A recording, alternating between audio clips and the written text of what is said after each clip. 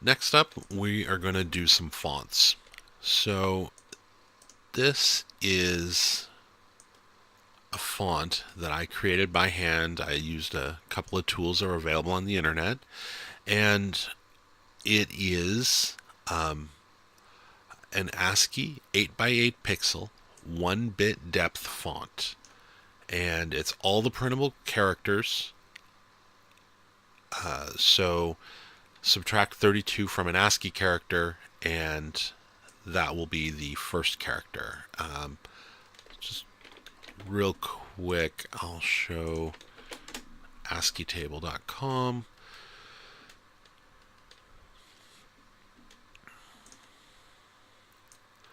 And so this is, you can see that it's 4 columns. Each column is 32 characters. And if you look, the first column is entirely non-printable. So there's no visual representation for those characters. And so those are ignorable. And we did. So the first character is a space, then an exclamation point. Here, I'll just... So you can almost see it with the 1-bit font. So you can see that these are all zeros. The ones kind of stand out, and they make your characters. So here's your quotes. There's a number sign. Again, a little hard to make out, but if you try, it's not so bad. And the nice thing is that it's easy to edit. If something is some character is not very visible or harder to read, you can come and tweak just 1 pixel very easily. You don't have to, break down a hex value and then put it back together and those kinds of things. So this is just a nice way to be able to represent the font so that it can be edited. And you can just kind of go through exact same pattern. I did this by hand. It took many, many hours, but it turned out great. I'm very pleased with the result. So here's square brackets, slashes. Once again, it is everything up to the delete character, which again is non-printable. So there's the tilde, which is the one right above the delete. So a complete font set in an ASCII sequence is just going to make a lot of things a whole lot easier. So now, what are we going to do with it? Well, one of the things that's both good and bad about a 1-bit per pixel font, the good things, it's really small. So I actually wrote this in the Bass assembler, and it will output the FNT file, which is this one. And here, if I just move that up, we can see that it is 760 bytes. Tiny. Easy to include. If you use it, great. If not, doesn't matter. And so that's really convenient. But as we've been saying, this is a 1-bit per pixel font. The N64 does not have a 1-bit per pixel screen mode. It's either 16 bits per pixel or 32 bits per pixel. So we're going to have to do something about that. And that is what we're going to do now. So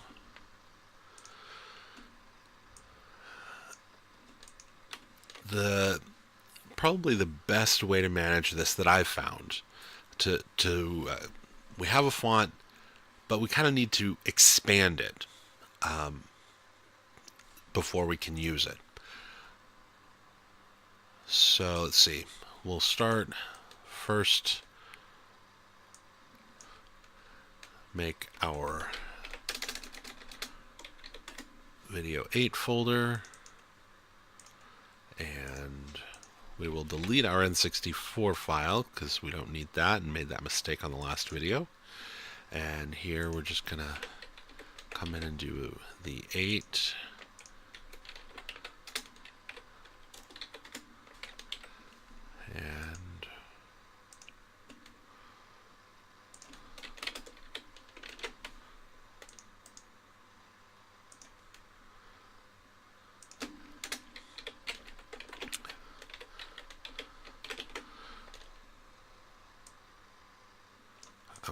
So really just making sure all of our normal stuff is there.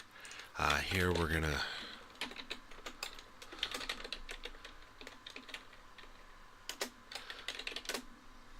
okay, everything's good there.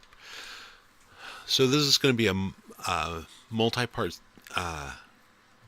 doing fonts. Is going to be a multi-video, multi-part video, just because there's a few pieces, and to cover the code and the detail that we want and need, we kind of need to take some time. So the first thing that I'm going to do is I'm going to create a here we're going to keep them named together. I'm just going to make a util.include.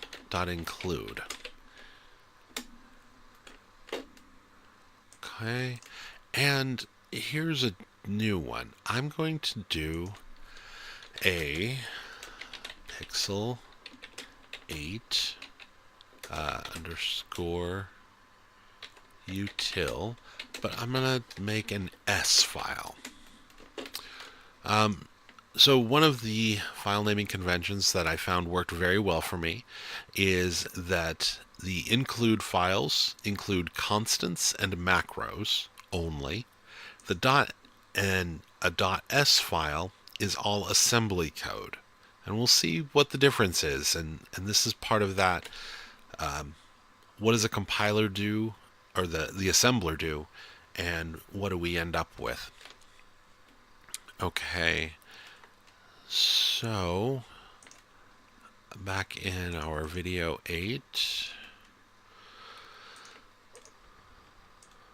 I am going to go ahead and include both of those files, even though they're blank. The assembler doesn't care. It will try to include them. And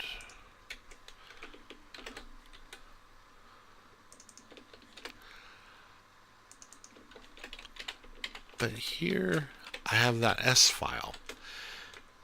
I'm going to leave it there for now, but we're going to move it, and I'm going to wait to move it until I can explain why. All right, so the font util, here is our file. So I'm going to actually start and make a macro, and I want to call it pixel 8 init 16 and source start, source end, destination, fore color, and back color. And again, our curly brace at the very end. And here is our macro. Okay, so we can kind of assume that this is going to create some code. It's going to be, 10, 20, 30, 50, 100 lines, whatever it is. So we don't really want to clutter, if you will, our main source code. We would really like to just have a one-liner. And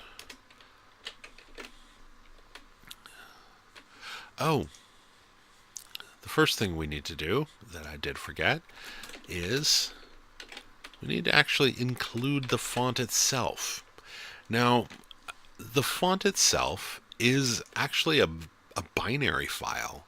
It's not compiled source code or anything. We saw the bits that it's made up of. And so kind of like the bootcode.bin, which is our other binary file that we used, it really, really matters where you put that file, because that determines where in the source code it is. And so we already know that our boot code gets inserted from the 8000 to the 8000 1000 memory range, and that's where our code begins.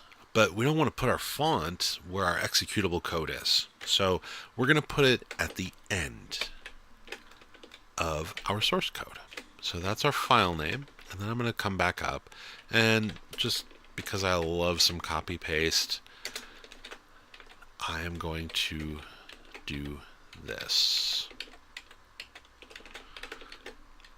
All right, so this is probably a good time to mention that there are some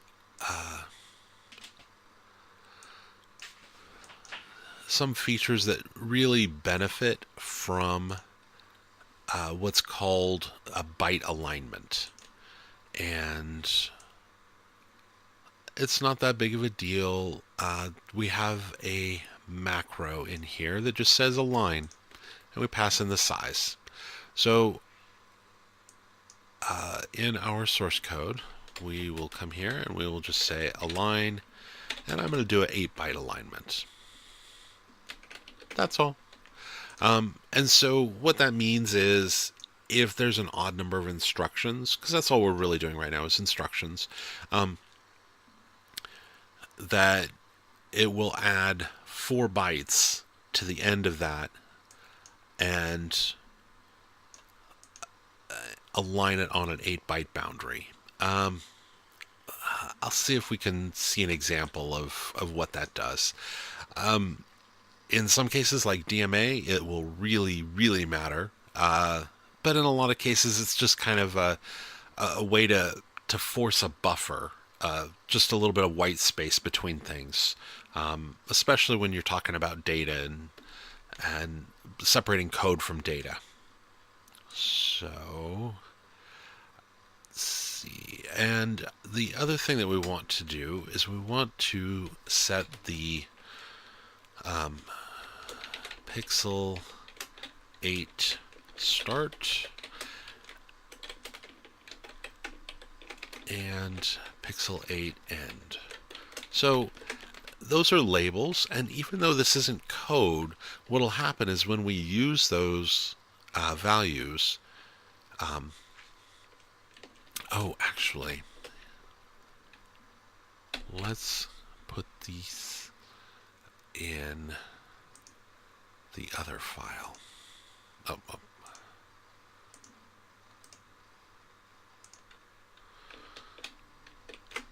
There we go. That makes more sense. But we do need to then put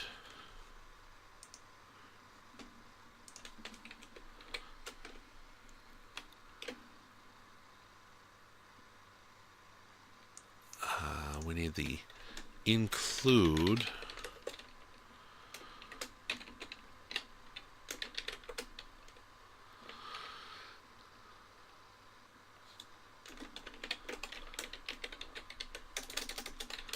pixel 8 util.s.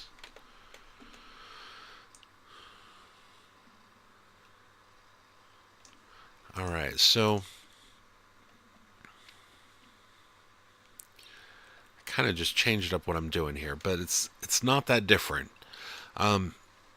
So this S file is once again going to be assembly language, but it's not going to be the macro conditional code that we saw in the previous video. So that's our font. I'm going to go ahead and close that. Debug text, don't need that, don't need that. Don't need that right now. Okay, so this is going to be the source code where we do most of the work. And this is how we're going to link there. So I'm just going to make sure that I compile, and of course not. So it looks like, oh, wait a minute. A line was not found. Oh, it does appear that it is case sensitive here, which is fine.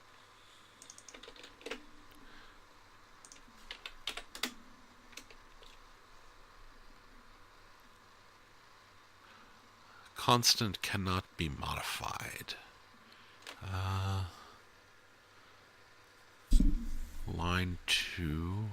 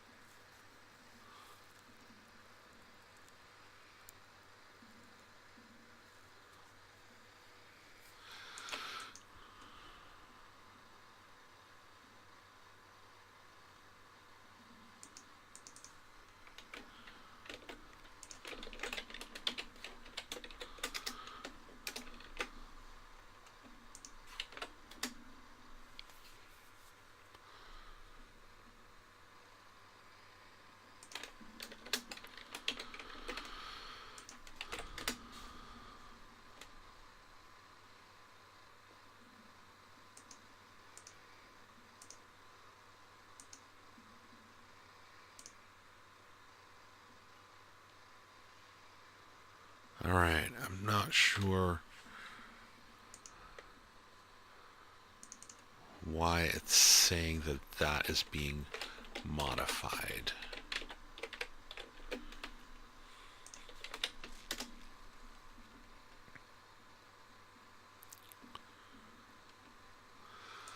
Constant cannot be modified.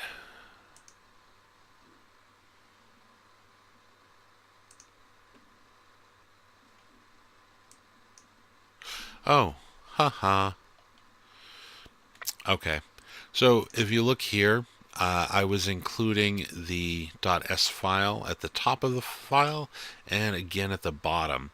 And by doing that, it would actually pick up two very different addresses for this.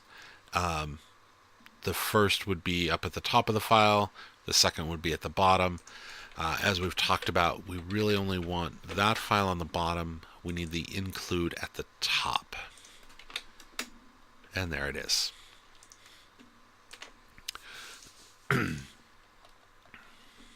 Okay. So this is our function, our macro.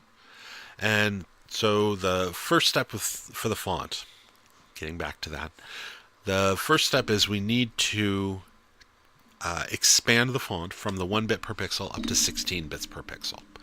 And so to do that, the information that we need to know is the source start, source end, destination, forecolor, back color. So actually, we can simplify this a little bit because this information, source start and source end, will already be in the file, in the source code here. And this is kind of our library code versus our program code. Our program doesn't need to know about the font. Our library needs to know the location of the font. And it should already have it. It's being included there. But we need a destination and the forecolor, back color. So, the question is, where do we put it? I'm going to pull up the calculator.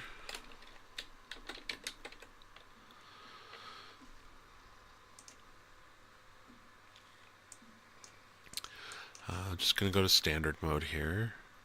320 times 240 times 2 bytes per pixel is 153,600 bytes. So we can take A010 plus 153. So I'm actually going to copy this, switch back to programmer mode, paste it, and 258, 25,800. We'll go ahead and round up to 3 and 1, 2, 3, 4 zeros. 3 with 4 zeros.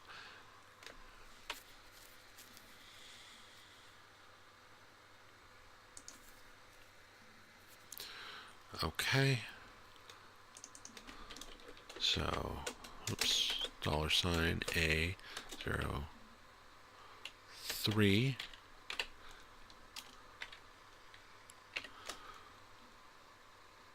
1, 2, 3, 4. And our comma. And we're already including our colors file here. So we can open that up and see some names here. Let's see. I'm just going to go for which way? How about a yellow papaya whip? Sounds like fun.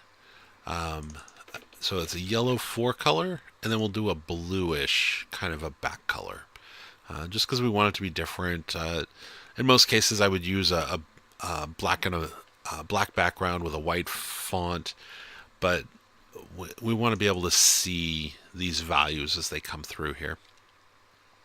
And we'll go with a light steel blue. Probably be absolutely hideous, but all right. Unrecognized function. Pixel 8 and it's 16. And because it didn't match the parameter count like that. And there we go. All right, so wherever our font starts from at 1 bit per pixel, we are going to expand it and put it into this address. It is going to be a yellow on, text, blue background. I'll give it their proper names. Okay, so that's what we want it to look like. Now we have to fill in the tough stuff. Once again, we're going to have our real working code in here. We don't need the colors anymore. Actually, we do. We want those colors. We'll see why in a sec. But remember that this macro gets, all of the code for the macro gets copied and inserted wherever we're going to use it. And so it'd be nice if we had our font expansion code in one place, because it's very likely that we're going to want to use 2, 3, 4 different fonts, maybe with a red background for an error indication, a green background for a good, the kind of things that we can see on Peter Lemon's site here.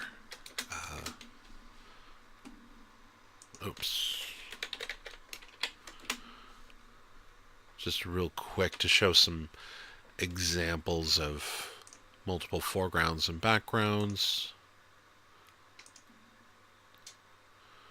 The PNGs.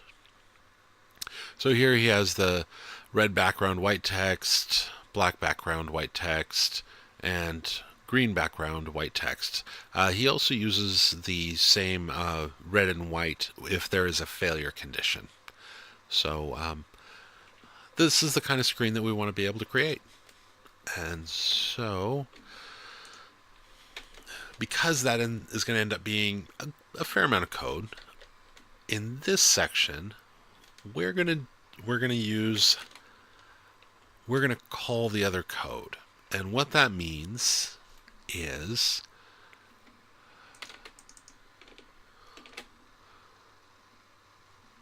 we're going to take this and we're going to make a label for it.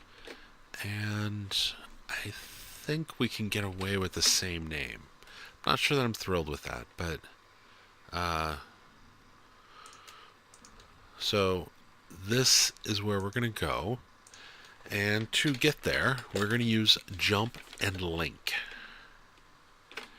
And it is a branch instruction with a delay slot, so this is what we need. But we have these parameters. And again, this is compile time. So if we were to just do this,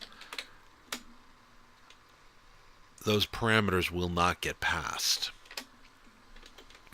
So this is going to be our first use for some of these values. So JAL, just real quickly, is a jump and link. And the difference between this and a regular jump that we've already seen, we saw that down in our while loop here at the bottom. Here, that's just a jump instruction.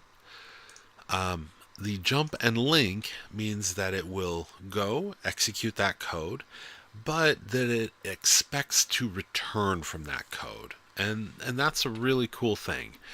So we need the jump and link, and what happens is it sets, here I'm going to put in another NOP, and say returns to here. And so it's going to jump and link, it's going to execute the delay slot, and it's going to come over here to this label.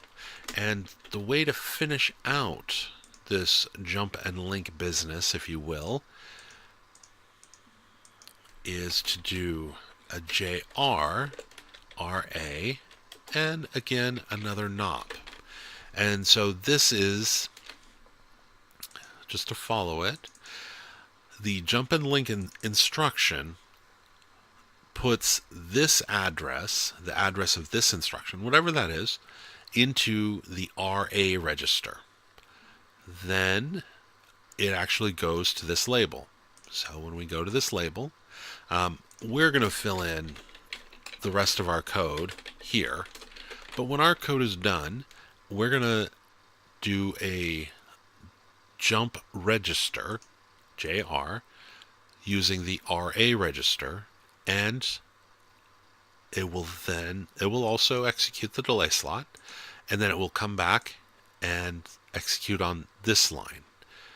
And once again, kind of hard to imagine, but remember that these lines of code are actually being copied to where we use them. So, as an example, we can take this and we can create another one.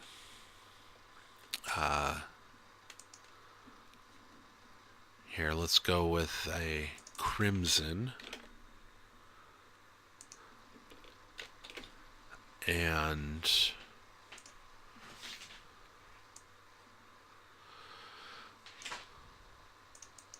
how about a silver? And again, I'm just kind of picking these at random. It doesn't matter what they are, but it kind of helps to visualize what's going on. So we're going to call this code multiple times, and so it's going to copy this block of code here, but when it goes to do this work code, it is going to jump down to this code that's inserted at the end. Again, kind of a lot of things, a lot of concepts going on here, but it will come together. All right, so we talked about these parameters. Well, we got to get these parameters to our code. So what I'm going to do is an LI, and I'm going to use the A0 registers, which are the argument registers. That's what they're intended for, is passing the parameters or arguments to the next function. And so destination, LIA1, and this is going to be the for color, LIA2, and this is our back color. And there we are. Pretty simple. Does exactly what we would expect. But this is one of those really cool little optimizations. Oh, I'll tell you, I thought about it for just a moment. I thought about filling in the delay slot with the LI for the background color. That would just be so easy, so convenient. Except that it's not. This is not the right way to use it, because the li is a pseudo instruction that expands to 2 instructions. So what would happen, I'm going to comment this out to try and represent it. It would be a LUI A2 back and an ORI A2 color. Again, just to kind of show what's happening here. And so what's going to happen is that the code will do the jump and execute this instruction before actually doing the jump. It will not execute this instruction, and that is a problem. But we kind of have an advantage here. Again, these are those optimizations that we can take a really close, hard look at. Just remember that our colors are actually 16 bits. And so if we come back to here, since we know that, we can take advantage of it. And we can do our own ORI, and that's the only thing that we need. So there we are. And technically we can do the exact same thing here. It doesn't save us a whole lot, but I'm going to use it for consistency. A1.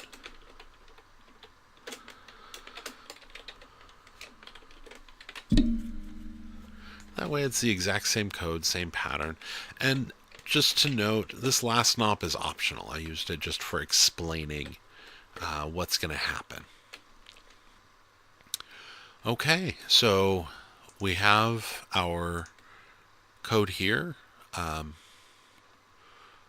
which is going to set up, we have 2 different fonts we're going to set up, and it's going to copy these 4 lines of code, which will expand into a 5th because of the first one.